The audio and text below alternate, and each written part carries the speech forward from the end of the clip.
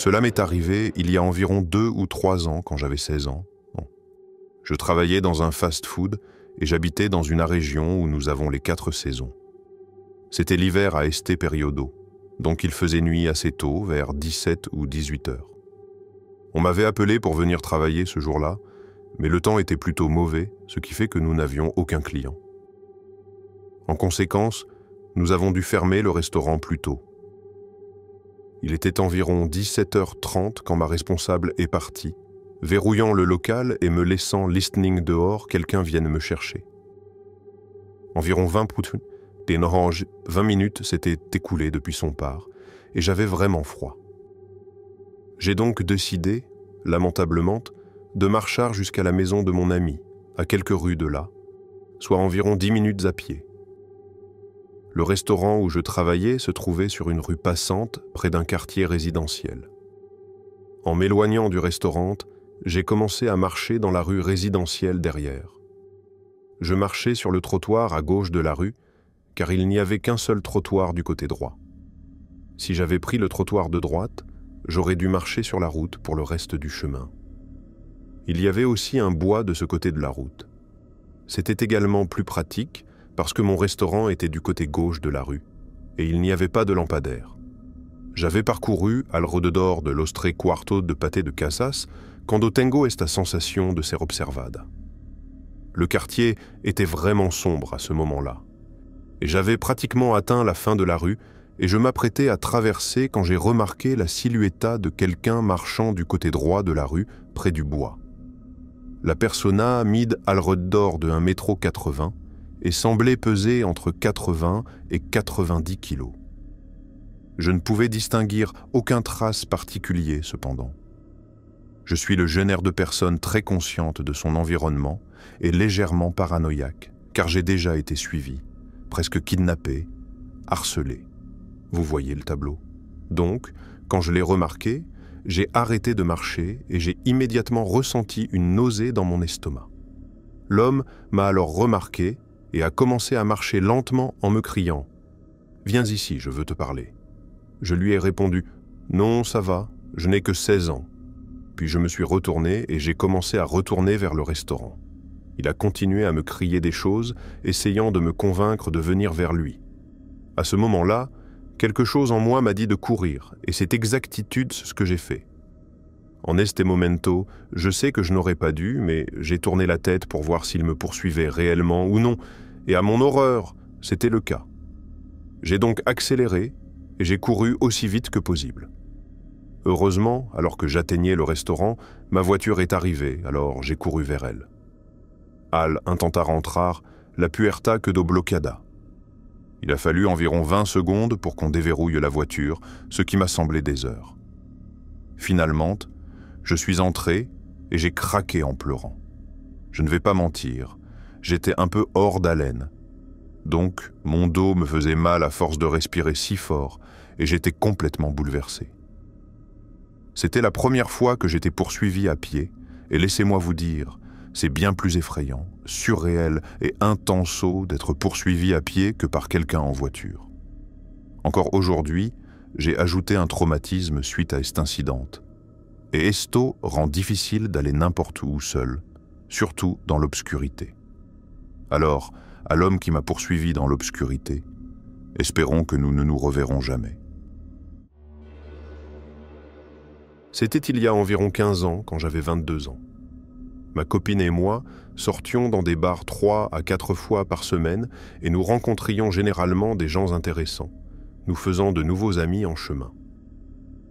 Il y avait quelques bars que nous fréquentions plus que d'autres, et un en particulier où nous connaissions assez bien le barman et le gérant. Nous y sommes allés la semaine d'Halloween, et chaque soir, leur personnel se déguisait différemment. C'est là que nous avons croisé Richard. Il était videur au bar, et il n'avait même pas attiré mon attention quand je lui ai tendu ma carte d'identité pour entrer. Jusqu'à il y a quelques années, je ne regardais jamais personne en face. Je devais me forcer à le faire. Ma copine et moi avons traîné, bu, dansé, rencontré quelques personnes, puis nous nous sommes dirigés vers le bar pour discuter avec notre ami. Il m'a demandé ce que je pensais de Richard. Je n'avais aucune idée de qui il parlait. Alors il a fait un geste vers le videur, auquel j'ai répondu par un « bof ». Il avait l'air plus âgé, très musclé, et s'avérait être un grand accro de la salle de sport. J'avais 22 ans. J'étais habillé en noir avec des têtes de mort et des plateformes, et il ne semblait pas être mon genre. Mais mon ami barman m'a assuré que c'était un type vraiment cool. Il m'a demandé s'il pouvait donner mon numéro à Richard, et j'ai pensé que ce serait acceptable. J'ai eu des nouvelles de Richard le lendemain, et il voulait qu'on se voie. À l'époque, je vivais chez ma tante et mon oncle, un pasteur et sa femme, alors il m'a invité à le rejoindre chez lui. On devait juste sortir faire une balade quelque part de simple, en plein milieu de la journée. Quand je suis arrivé, la porte de son appartement était grande ouverte, et son meilleur ami, bien plus séduisant, marié et plus proche de mon âge, était là. Il semblait assez sympathique, et je ne me sentais pas en danger puisqu'il avait laissé la porte ouverte. Il a mentionné qu'il devait récupérer quelques fournitures de bureau, alors nous sommes tous les trois montés dans sa voiture et nous nous sommes dirigés vers une papeterie. En entrant dans le magasin, une jolie fille est passée et Richard a fait l'évident, tournement de tête et regard fixe. Nous n'étions pas ensemble, mais j'ai quand même trouvé ça grossier. Plus tard, dans la voiture, je l'ai mentionné. Je lui ai dit « Écoute, je sais qu'on traîne juste ensemble, mais s'il te plaît, ne me manque pas de respect comme ça. Tout le monde regarde, mais sois moins évident, et ne me fais pas me sentir comme une idiote en public. » Il a ri et m'a dit que c'était excitant que je défende ma position, surtout lors de notre première sortie. Nous sommes retournés chez lui, et en entrant, il a dit « J'aime ça. Tu auras une bague au doigt d'ici décembre. » Rappelons que nous nous étions rencontrés pendant la semaine d'Halloween. Son ami est parti. Nous avons commandé à emporter, traîné, bu et parlé. Il s'est avéré qu'il venait du même petit village que mes parents, à 300 km au sud de chez nous. Il était vétéran de la première guerre du Golfe, ce qui le rendait plus de 20 ans plus âgé que moi, et il était retourné à l'université pour terminer son diplôme. Il travaillait à plein temps pendant la semaine et faisait le videur les week-ends. Il semblait correct. Il m'a interrogé sur mes tatouages, j'en ai beaucoup, et nous avons parlé de mon amour pour l'horreur et ma fascination pour les faits divers et les tueurs en série. Il semblait intéressé, mais a dit qu'il n'en savait pas beaucoup sur eux. Alors je lui ai dit que je lui prêterais mon encyclopédie des tueurs en série pour que ce soit comme un cours accéléré pour lui. Environ une semaine plus tard, nous nous sommes revus et je lui ai apporté le livre.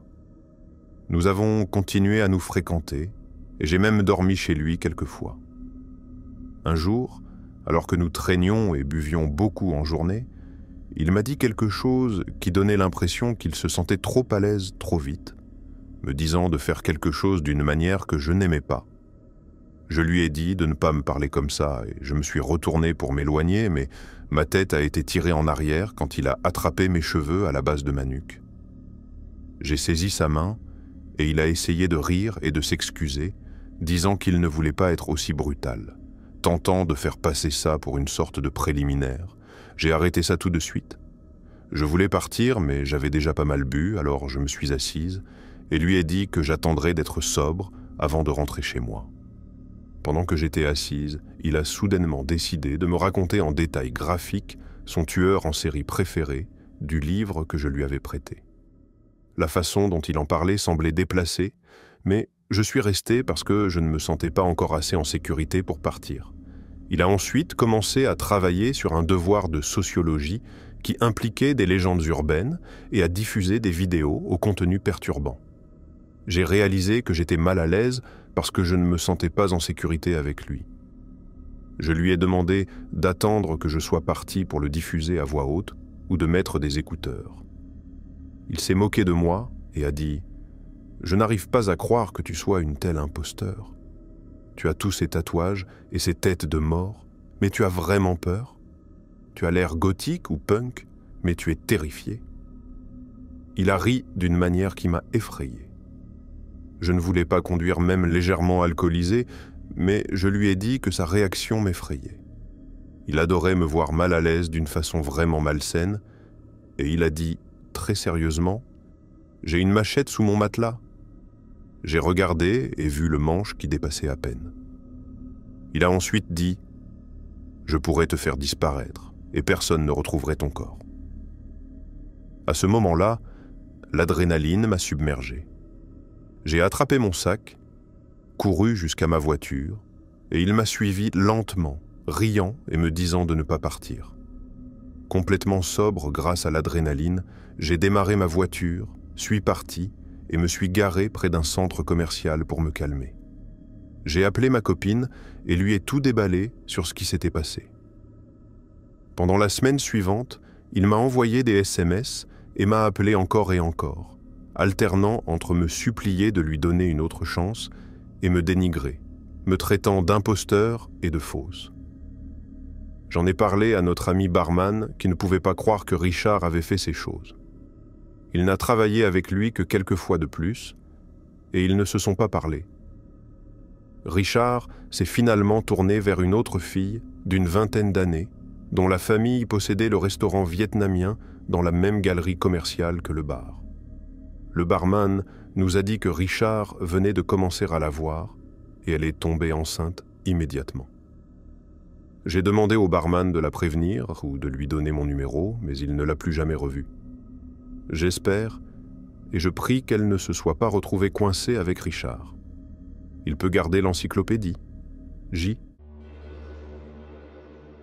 Quand j'avais 18 ans, je vivais dans une petite ville.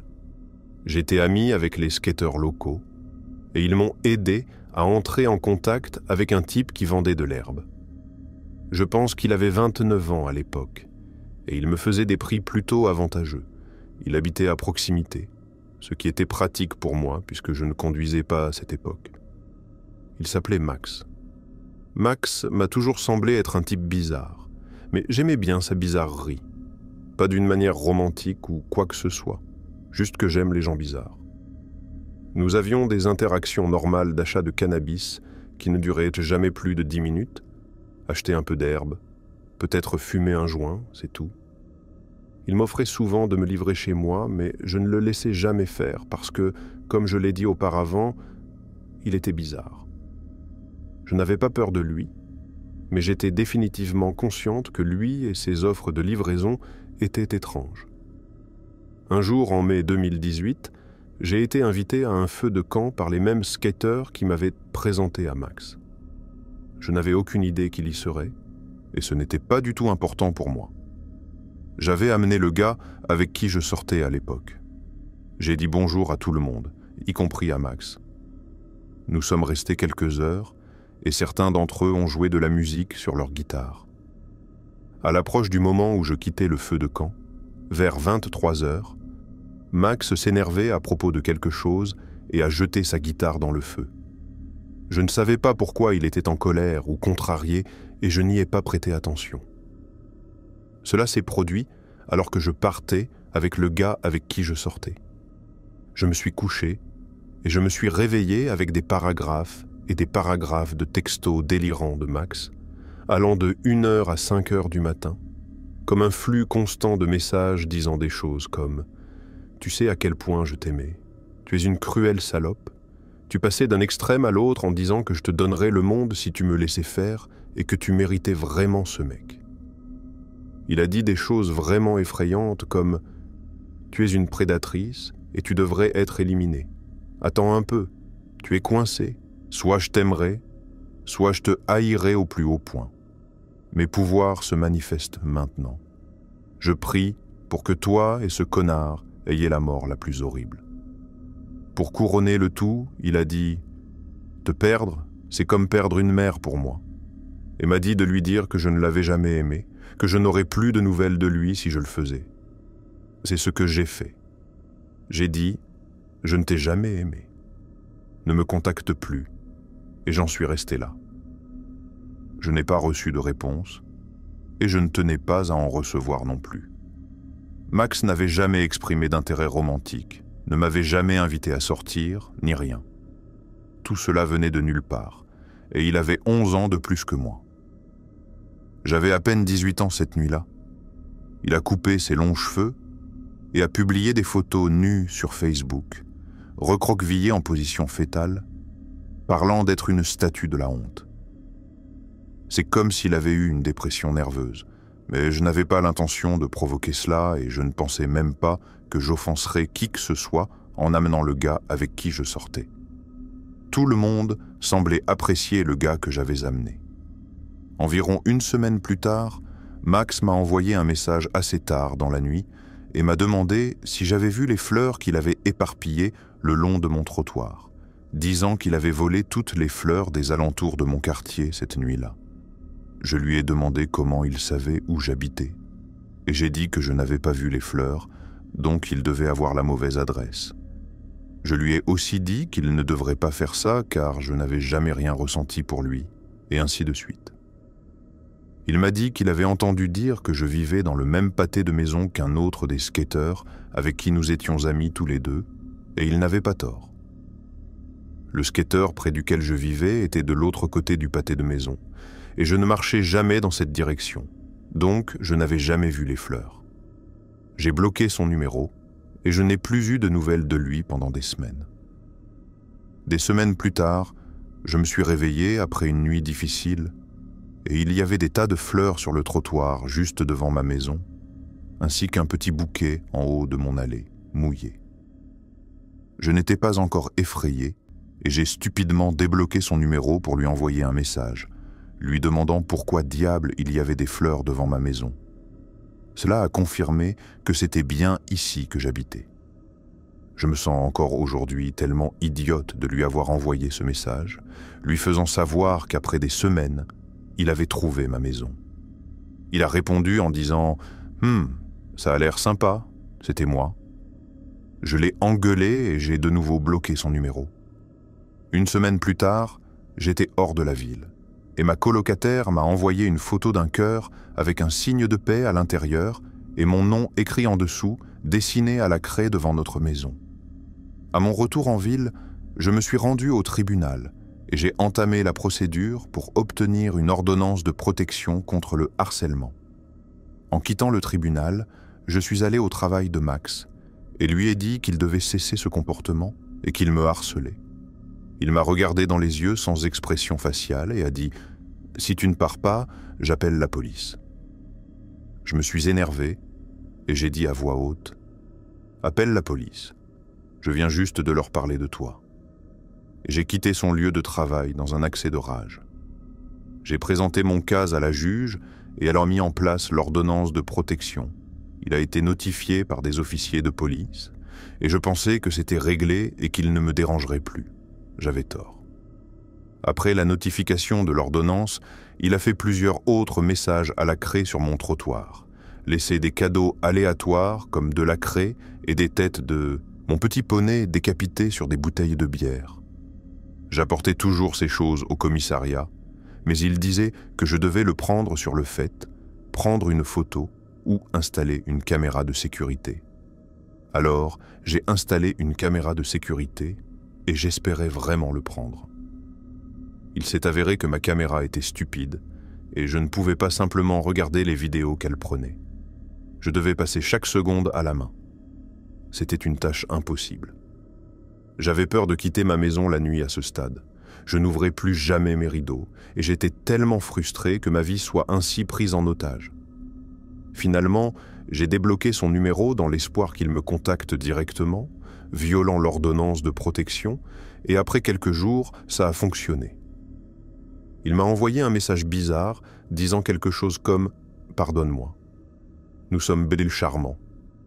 Ceci est nuisible. Essayons à nouveau. » À ce moment-là, nous sommes en septembre 2018 et il finit enfin par aller en prison. Il risque jusqu'à 1 an de prison et doit y rester jusqu'à notre date de jugement. Je commence enfin à me calmer. Je peux sortir la nuit, même si c'est juste pour monter dans ma voiture. Je me permets d'ouvrir mes rideaux parfois. Je recommence à me sentir vivante. Juste au moment où je commençais à me sentir en sécurité dans ma petite ville, quelqu'un a payé sa caution et il a été libéré après seulement 3 mois en prison et je suis retourné vivre dans la peur.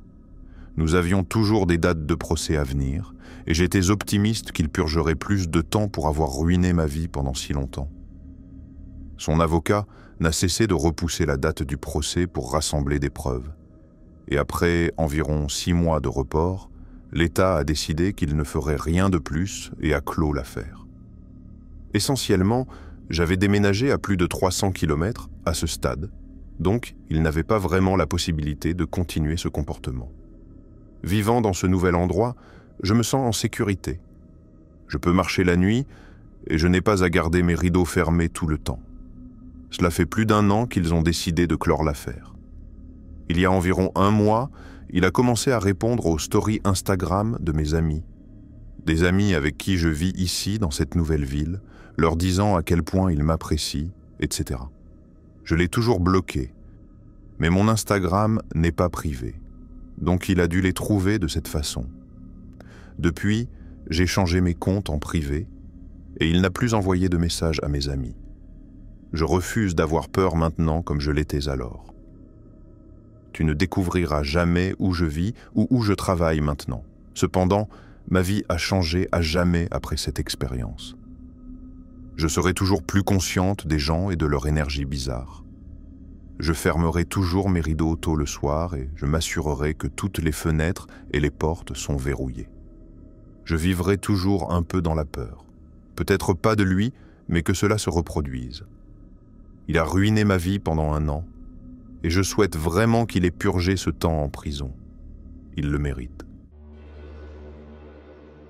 J'avais 21 ans, j'avais un travail que j'aimais, une magnifique petite amie, un super colocataire, et nous organisions même une réunion entre hommes 1 fois par semaine. Si seulement j'avais su à quel point les choses auraient été vraiment bonnes. Mes colocataires et moi étions très portés sur les drogues, LSD, champignons, tout ce qu'on veut. Nous étions incroyablement proches. Je le considère comme un frère, et pour référence, je l'appellerai simplement S à partir de maintenant. Mon autre ami E venait dans notre groupe d'amis chaque semaine, et il nous rejoignait également environ 3 fois par semaine pour s'entraîner. E avait la 50aine et avait un fils un peu plus jeune que moi.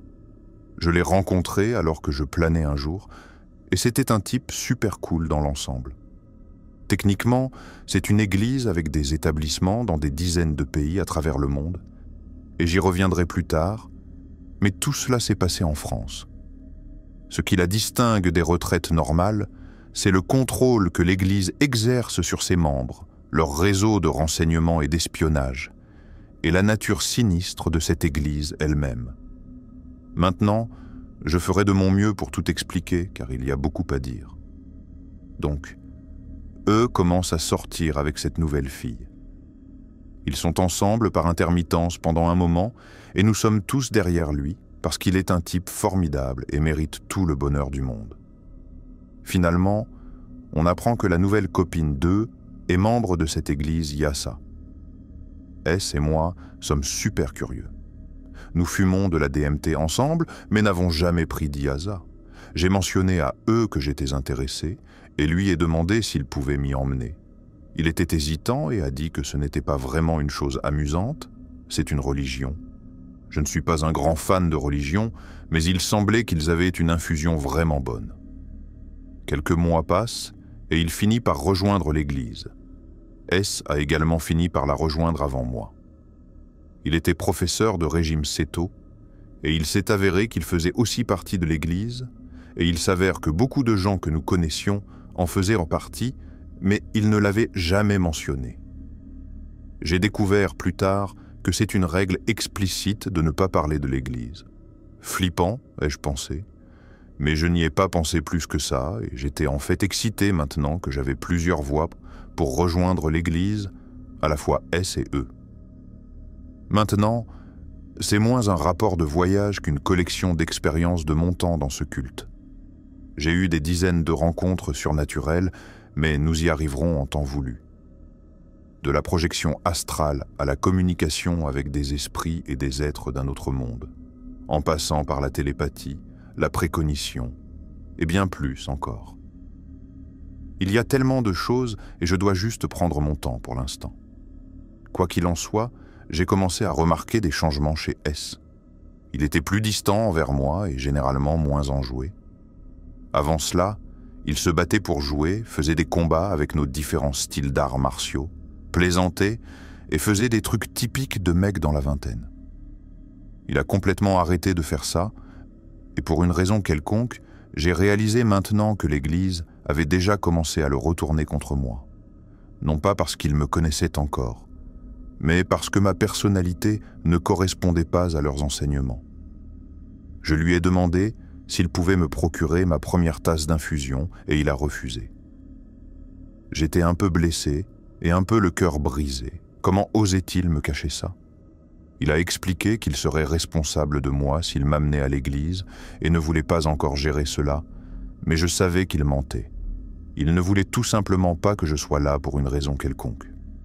Maintenant, malgré tout cela, il a finalement accepté de m'y emmener. Je pense encore à la rapidité avec laquelle il a changé et à quel point il était différent avant. Il va bientôt se marier avec une fille qu'il a rencontrée à l'église. Des trucs assez effrayants, mec. Et l'ami que je connaissais a disparu. Et j'ai l'impression qu'il a été remplacé par quelqu'un d'autre. S a continué à agir bizarrement, rentrant souvent tard des sessions, parfois jusqu'à 5 heures du matin. Une semaine, il est rentré à la maison et m'a demandé de déménager. Ce n'était pas complètement inattendu, mais ça m'a quand même fait mal. Et la semaine de mon initiation est enfin arrivée. J'ai tout raconté à ma petite amie lors d'une très belle soirée. Elle n'était pas dans les drogues, mais elle pouvait voir que j'étais excité et était en fait super compréhensive. À peu près à la même époque, mon ex m'envoyait des photos nues et je ne les avais pas demandées, mais je ne lui avais pas non plus dit d'arrêter et je l'avais caché à ma petite amie. Nous y reviendrons. Le jour de l'initiation est finalement arrivé. Je me suis réveillé tôt pour trouver mon chat en train de tuer un oiseau, et il n'avait pas terminé le travail, alors j'ai dû tuer l'oiseau moi-même. La première fois que j'ai fait ça, ça m'a laissé émotionnellement détruit pendant une semaine. Je n'étais pas ravi de devoir le refaire, surtout le jour où j'allais boire de l'IASA pour la première fois. L'image du cadavre d'oiseau mutilé était encore gravée dans mon cerveau, et je savais que ça ressurgirait plus tard. Ensuite, de toute façon, nous avons dû conduire 3 heures pour nous rendre à l'église, un trajet très pittoresque. J'étais super nerveux en arrivant. J'ai commencé par le dîner et j'ai rencontré certains membres de l'église, et j'ai même reconnu des visages très familiers, comme ma serveuse du dîner avec ma petite amie la veille. Merde, cette église avait beaucoup plus de membres que je ne le pensais. J'ai apprécié le dîner, mais je n'ai pas pu manger beaucoup car j'étais vraiment nerveux. Quand le moment est venu, tous les membres de l'église ont enfilé leur uniforme. Tout le monde portait des chemises vertes, et le gars qui dirigeait la session portait du bleu. Nous avons tous reçu notre infusion, mais je n'en ai pas reçu beaucoup, peut-être 2 doigts dans un petit verre. J'étais un peu déçu de ne pas en avoir plus, mais tant pis. La session a commencé avec des membres de l'église parlant et chantant en portugais. Et au début, je ne ressentais rien, mais ensuite j'ai commencé à penser à ma petite amie, et je me sentais vraiment mal de ne pas lui avoir parlé de mon ex folle qui m'envoyait ses photos illicites. Étrangement, la situation de l'oiseau n'est pas venue sur le tapis. Il n'y avait pas beaucoup de visuels comme j'en avais l'habitude avec la DMT, juste une forte force de mal habitant mon corps. J'ai vomi violemment dans la poubelle de la cuisine, et le trip s'est complètement arrêté. Tu sais, je voulais en quelque sorte plus, alors j'ai demandé plus et j'ai bu une autre tasse. Maintenant, place au 2e round. J'avais décidé que je devais discuter des choses avec ma petite amie, mais l'infusion avait d'autres plans pour moi. Elle m'a totalement assommé, et j'ai été mis dans le coin pour m'allonger, juste moi et mon eau, que je continuais à boire pour rester hydraté. Puis des visuels et une expérience complète hors du corps ont été déclenchés. Je suis entré dans une spirale temporelle où je pouvais voir tous mes mois passés et futurs. Ma petite amie était dans la spirale temporelle et dans une instance, elle était enceinte de mon enfant. Honnêtement, toute l'expérience m'a fichu une trouille pas possible, mais il y avait un sentiment optimiste, comme si je pouvais d'une manière ou d'une autre vaincre la force maléfique qui m'habitait. Finalement, je suis revenu à la réalité. À un moment donné, je me suis endormi. Apparemment, selon d'autres, la session s'est terminée avec le chef de l'église nous disant que nous devions être discrets sur nos expériences et ne pas publier en ligne ce qui s'était passé, un peu comme ce que je fais ici. J'ai appris plus tard que cela faisait partie d'un réseau plus vaste de contrôle, de subversion et de secret. L'Église opérait principalement dans l'ombre, et je ne suis toujours pas sûr de l'ampleur du pouvoir qu'elle exerçait réellement. Je suis rentré chez moi après mon initiation, bouleversé jusqu'à la moelle.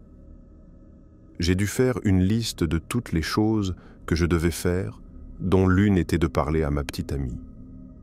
Je lui ai expliqué la situation, mon ex étant gravement malade mentalement et pensant que c'était le meilleur moyen d'attirer mon attention, et ma petite amie n'en a pas démordu et m'a largué sur le champ.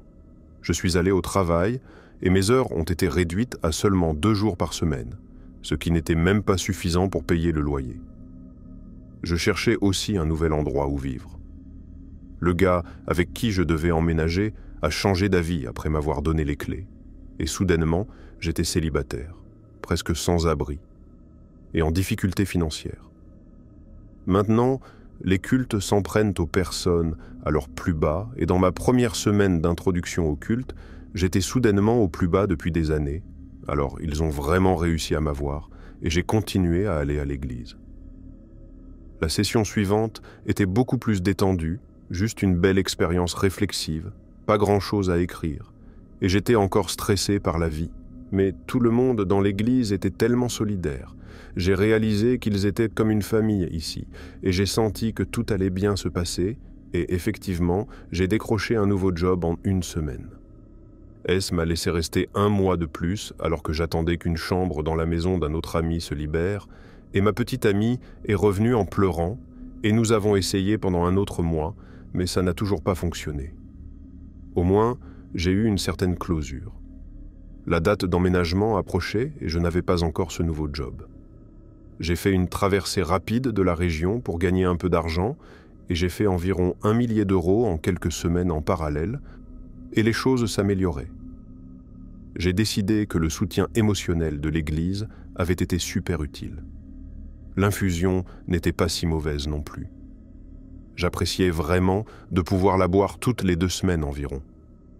Maintenant, c'est à ce moment que j'ai commencé à remarquer des changements de personnalité en moi-même.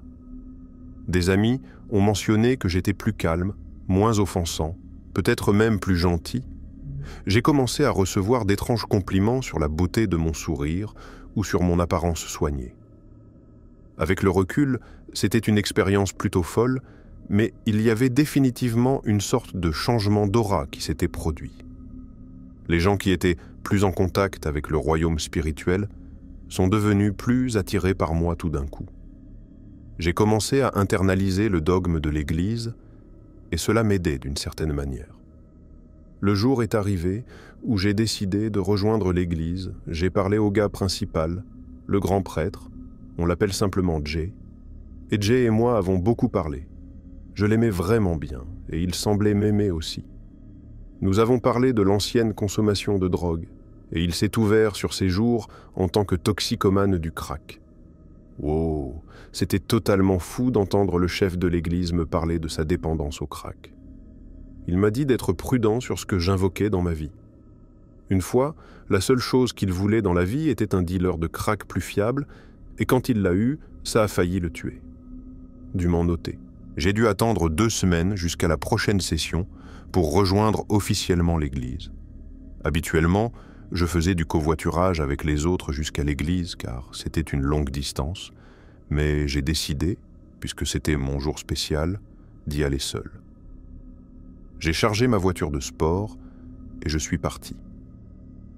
Il y avait 2 principales façons d'y arriver, la voie longue, qui utilisait principalement des routes goudronnées, et la voie courte qui coupait environ 2 heures, mais passait par des routes de montagne.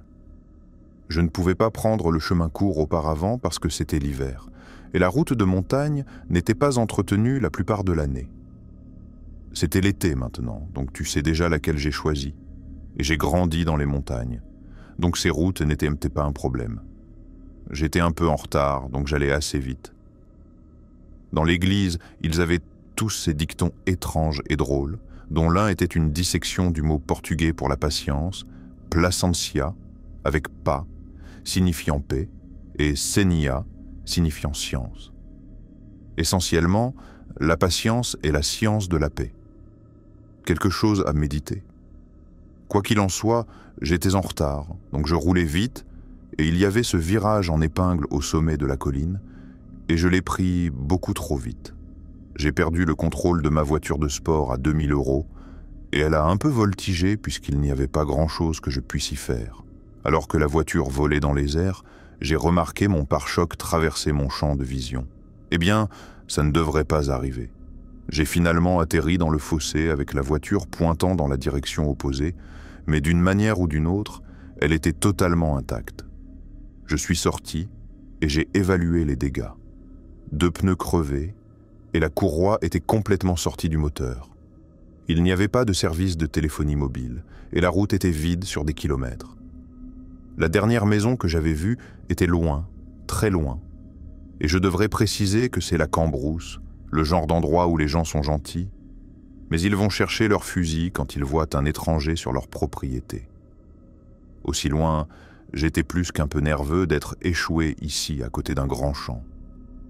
Heureusement, j'avais mon matériel de camping. Ce n'était donc pas si mal, mais la chaleur de la mi-juin était insupportable, et je me suis rafraîchi à l'ombre de ma voiture. J'étais déjà en retard, mais maintenant je n'allais probablement pas y arriver. Quelques voitures sont passées, mais personne n'allait assez loin pour m'y emmener.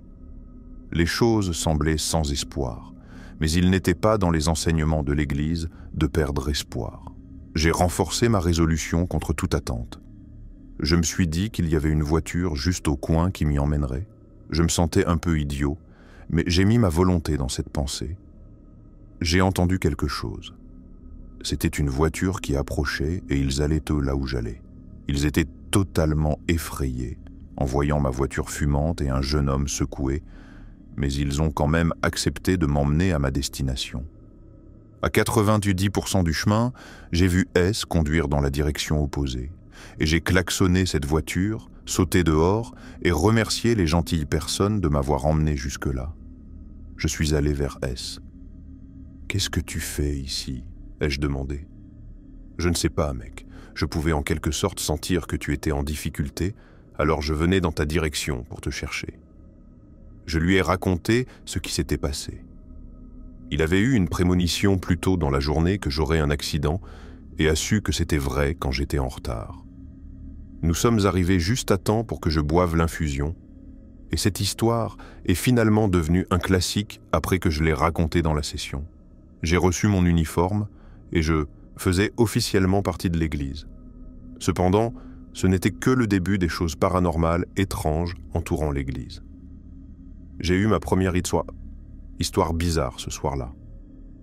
Un des membres était ce gros gaillard nommé Rémi.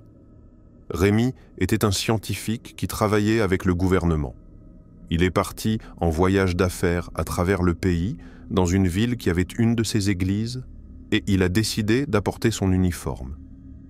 À la sécurité de l'aéroport, son sac a été signalé, et ils ont affirmé qu'il y avait quelque chose d'étrange dans son sac.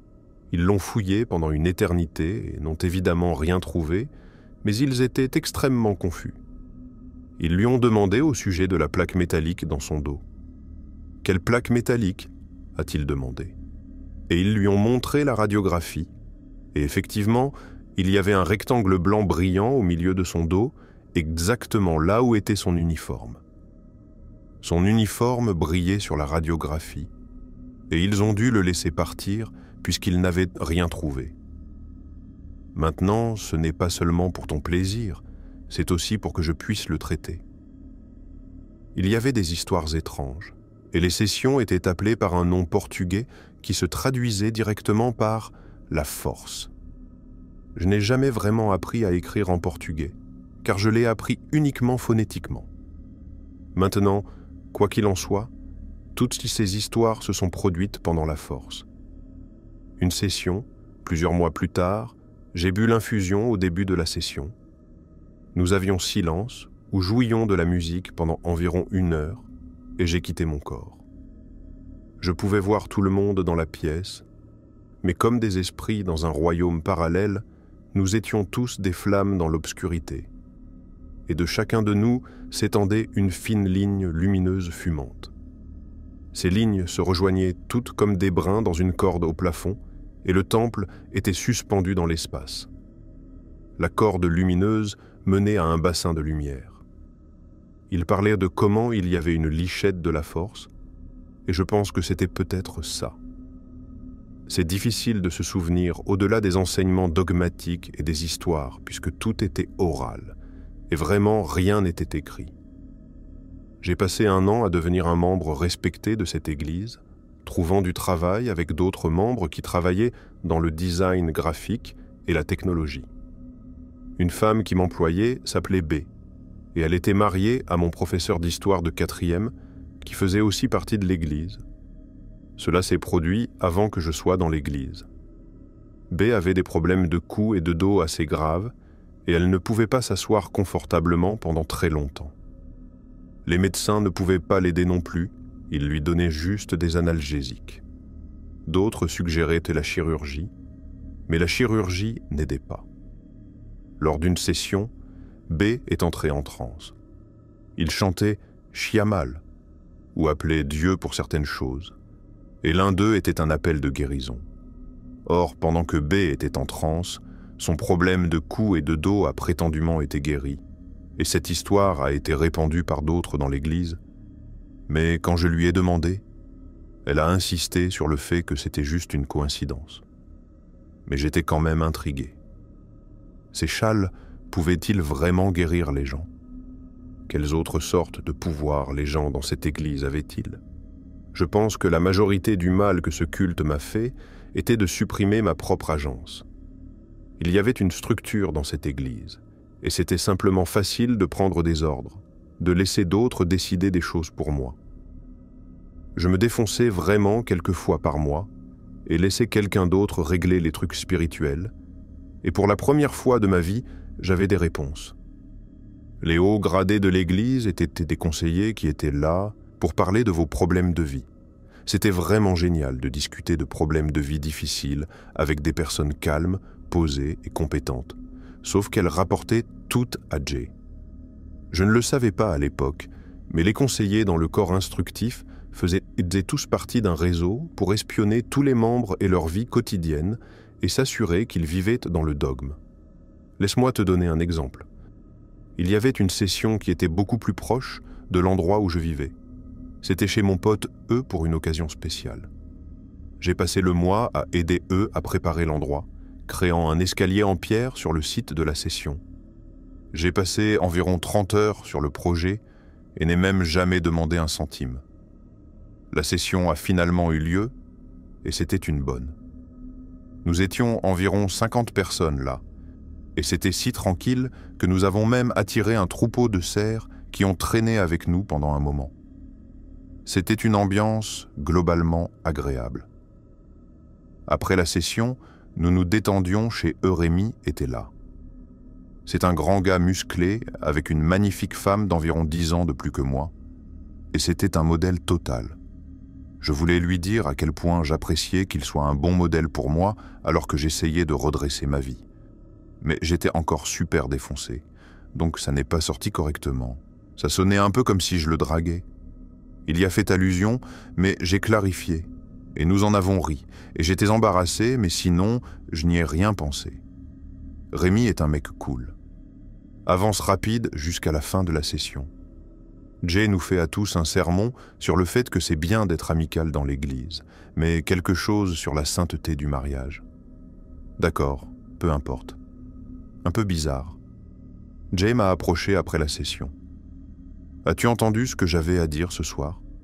a-t-il demandé. « Oui. Tu dois t'excuser auprès de Rémi et sa femme pour l'avoir dragué et ce n'est pas acceptable. » « Non, ce n'est pas ce qui s'est passé. » « Peu importe. Tu dois lui parler et arranger ça. » Mec, je ne suis même pas gay. Peu importe. J'ai quand même parlé à Rémi. Il a littéralement éclaté de rire quand je lui ai dit « Oh, Jay a juste mal compris. Ne t'inquiète pas pour ça. Je sais que tu ne me draguais pas. » D'accord, mais j'ai dit que je dois aussi parler à ta femme. Et donc, je l'ai fait aussi. Elle aussi a ri. Honnêtement, il semblait qu'elle appréciait simplement la situation plus que quiconque. Rémi m'a aussi dit de ne pas m'inquiéter, et c'était la première fois que je réalisais que les gens rapportaient presque tout à Jay, mais je ne connaissais pas encore l'ampleur de ça. La religion elle-même, je suppose, est brésilienne. La plupart des membres sont aussi au Brésil, et les enseignants qui viennent de là sont considérés comme beaucoup plus compétents et sont hautement respectés. Occasionnellement, nous avions des enseignants invités de partout pour diriger des sessions dans notre temple. Un enseignant brésilien était là et il a rempli ma tasse jusqu'en haut, environ 3 fois plus que ce que j'avais normalement. Ils ont dit « Tant pis, les Brésiliens savent mieux ». Et donc je l'ai avalé, et ça a frappé fort, et ça a frappé vite. J'ai commencé à voir à travers les fissures de la religion. J'ai réalisé que je n'étais vraiment pas censé être ici, et mon temps dans ce culte touchait à sa fin, mais je ne savais pas pourquoi. J'avais aussi lutté contre l'idée de mettre fin à mes jours récemment, et ça m'a frappé de plein fouet. Je ne pouvais plus être là, et j'ai décidé de me diriger vers la tente proche, et j'ai dit exactement à une personne où j'allais juste pour sortir. C'était une tempête de neige dehors. Je pouvais entendre la neige tomber du toit, et le son pendant que j'étais défoncé était déformé. Ça faisait ce bruit surnaturel de zip alors qu'elle tombait du toit de toile. Honnêtement, c'était plutôt cool, mais ça m'a pris par surprise au début puisque j'étais en alerte maximale. Je me suis posté à côté du guérisseur et j'ai attendu, et bien sûr, l'un des conseillers est apparu. Je lui ai parlé de vouloir mettre fin à mes jours, défoncé à un point inimaginable à ce moment-là, et d'une manière ou d'une autre, il m'a guidé dans la bonne direction et m'a donné le meilleur discours de motivation pour ne pas mettre fin à mes jours que j'ai jamais reçus. Je pense légitimement encore à ça aujourd'hui, mais bien sûr, il l'a rapporté à Jay. Maintenant, Jay savait que j'étais potentiellement instable, m'enfuyant des sessions. Je ne le savais pas encore, mais j'étais sur la corde raide et étais maintenant surveillé de très près. Quoi qu'il en soit, laisse-moi faire une brève parenthèse pour partager d'autres histoires paranormales plus légères que j'ai eues. C'était une session d'été en extérieur, et le soleil brillait, les oiseaux chantaient, et la force était forte. Souvent, la force venait avec une certaine distorsion. Comme je l'ai mentionné auparavant, il y avait des cigales, et au début, je ne pouvais pas dire ce que c'était. Le bourdonnement surnaturel traversait tout mon être et sonnait complètement extraterrestre, différent de tout ce que j'avais entendu auparavant. J'avais l'impression qu'un ovni allait venir me chercher de ce champ ouvert. Finalement, j'ai réalisé que c'était juste les cigales, et la distorsion sonore était à peine paranormale, mais je pense encore à ce son. Je n'ai jamais rien entendu de tel depuis. Une autre session en extérieur était cette fois où il pleuvait. Nous étions dans un endroit différent, dans une clairière entourée d'arbres. Heureusement, j'étais sous l'un des abris pop-up, blotti dans mon sac de couchage. J'ai regardé devant depuis mon siège et j'ai vu le visage d'une femme dans les arbres. Évidemment, c'était juste une coïncidence géniale de branches et de feuilles se mêlant pour former un visage, mais ça semblait être quelque chose de plus, et je pouvais dire que c'était un esprit féminin qui se montrait à moi. À un moment, je me suis levé pour la regarder sous différents angles, mais elle n'était visible que de l'endroit exact où j'étais assis. La tempête était déchaînée, et je ne pouvais même pas entendre ce qui était prêché dans la session. Alors je me suis accordé à l'esprit. Elle parlait le langage des arbres, et j'ai appris sur sa vie ici, protégeant cette forêt. Elle était là depuis des centaines d'années. Les gens de l'église prenaient bien soin de cette terre, et elle était heureuse de cela. Ça n'avait pas toujours été si bon, mais les détails étaient un peu flous. Je ne parle pas exactement arbre. La tempête s'est finalement calmée et un enseignant de la région du Sud s'est levé pour parler. C'était un mec vraiment cool avec l'accent et tout, et il nous a dit que cette terre appartenait autrefois à des bûcherons, mais La clairière avait été épargnée parce que tous les arbres étaient considérés comme de mauvais matériaux en raison de leur forme en Y. Effectivement, tous les arbres dans la clairière étaient divisés à mi-hauteur, poussant en forme de Y. Ils ne l'ont pas dit, mais je savais que c'était l'esprit protégeant cette clairière. Les branches qui formaient la rame en visage venaient de ces larges arbres, et puis alors que je regardais, elle m'a fait un clin d'œil. Elle m'a vraiment fait un clin d'œil. Après la session, j'ai essayé de le dire à S, et il était juste à côté de moi. Mais quand j'ai commencé, il a dit qu'il devait y aller et n'est jamais revenu là-dessus. Maintenant, une dernière histoire légère, et puis je reviendrai aux choses sérieuses. Le jour de la session, je quitte habituellement la ville vers l'après-midi, me relaxant et jouant aux jeux vidéo jusque-là, mais ce matin, je ne trouvais pas mon chat. Pas grave, puisqu'elle se promène dehors, mais je ne la verrai pas pendant un jour ou deux. Quand je suis allé à la session, je l'ai appelée un peu avant de partir, mais sans succès. Tant pis, je me suis dit que je la verrai quand je rentrerai. Maintenant, pendant la session, j'ai bu mon infusion et fermé les yeux, et soudainement, je n'étais plus dans le temple. J'étais de retour à la maison, dans ma chaise de jeu. Mon chat a sauté sur mes genoux. « Minette, mon Dieu, te voilà! Ne sais-tu pas que je t'ai cherché tout le matin ?» Je l'ai caressé, généralement ravi d'avoir pu passer du temps avec mon chat. Puis je me suis retrouvé au temple, guidé par un Shimada, et c'était vraiment cool parce que quand je suis rentré à la maison, mon chat était au même endroit et n'agissait pas comme si j'avais été absent tout le week-end. Il me semblait évident qu'elle avait reçu l'attention que je lui avais donnée pendant ma vision. Revenons maintenant à l'obscurité. J'ai décidé de visiter un temple différent dans une autre région. Il était énorme, littéralement 5 fois la taille de mon temple d'origine. J'étais un peu intimidé et vraiment nerveux puisque je ne connaissais personne, mais j'étais généralement bon pour me faire des amis. Pendant la session, je me suis ennuyé et j'ai senti que c'était trop, alors j'ai demandé un peu moins d'infusion. L'enseignant a mis le surplus dans son propre verre et au mec, j'ai quand même fini par avoir une session extrêmement inconfortable et j'ai passé la plupart du temps aux toilettes avec des problèmes digestifs, essayant de ne pas perdre le contrôle. À un moment, je suis retourné à mon siège et une femme brésilienne a marché derrière moi. Soudainement, j'ai entendu un claquement et elle s'est évanouie. Le son était sa tête heurtant le sol. Merde, je ne pouvais pas être là et j'ai commencé à avoir une crise de panique, accroupi sur mon siège, me balançant d'avant en arrière pour le reste de la session. Le mal dans l'air était palpable. Elle a fini par aller bien, mais toute la situation m'a laissé secoué. Je ne suis pas sûr où aller à partir d'ici, alors je vais juste sauter à la fin. La plupart des gens dans l'église étaient les plus âgés, peut-être 50 à 70 ans, et le prochain groupe d'âge le plus important était 30 à 50 ans. Il n'y avait pas beaucoup de gars comme moi dans la vingtaine, et quelques-unes des familles avaient des enfants, et tous les enfants pouvaient boire l'infusion allant des bébés littéraux aux adolescents. Je me suis lié d'amitié avec les adolescents plus âgés parce qu'il n'y avait vraiment personne d'autre avec qui avoir des affinités. Je n'avais que 3 ans de plus qu'eux de toute façon, donc je n'y voyais pas de problème, mais mon Dieu, j'avais tort. J'avais été surveillé, bien sûr, et je m'en suis rendu compte un peu après l'incident de Rémi.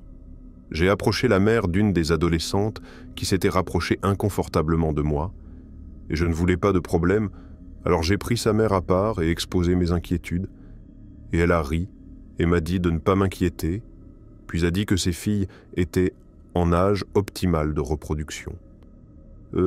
D'accord. J'ai décidé de prendre encore plus mes distances, parce que c'était quoi ce délire?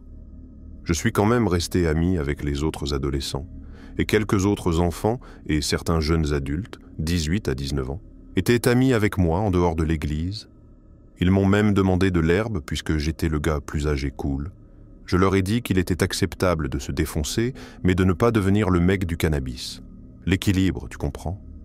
Et les adolescents étaient plutôt cool, mais c'était un peu bizarre de boire de l'IASA avec eux, et je devais juste m'y faire.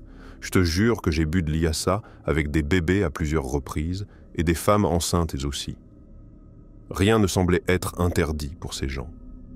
Nous faisions des camps de l'église et je prenais de plus en plus de responsabilités dans cette église, tout comme S. Nous apprenions le portugais et les chimadas, posant des questions dans les sessions auxquelles ils ne répondaient pas parce que nous ne faisions pas encore partie du corps instruit. S et moi, nous motivions mutuellement à être élevés dans cette société secrète. Et il est même allé au Brésil pour fabriquer l'infusion et la ramener. Nous travaillions tous les deux dur pendant le camp. Je faisais une vidéo, capturant beaucoup de séquences et faisant des interviews, ce genre de choses. Et à un moment, je passais par le temple et j'ai heurté une des adolescentes. Je lui ai fait un rapide câlin latéral, mais à part ça, je n'y ai pas pensé. Il faut garder les choses platoniques, ai-je pensé. Maintenant, avance rapide d'un an, et Rémi me prend du feu et m'amène à Jay, voilé dans l'obscurité. Oh non, quelqu'un a signalé que j'avais parlé à la fille de manière inappropriée et que je l'avais touchée. Mec, je lui ai dit bonjour et lui ai fait un câlin latéral. Ai-je protesté? Ce n'est pas ce que l'informateur dit, a répondu Jay.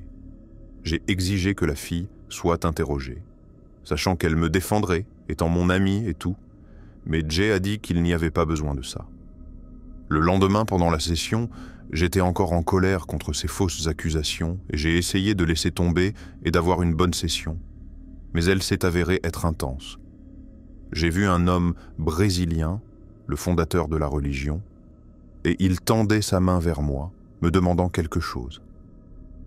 Encore une fois, je pouvais voir toutes les âmes autour de moi.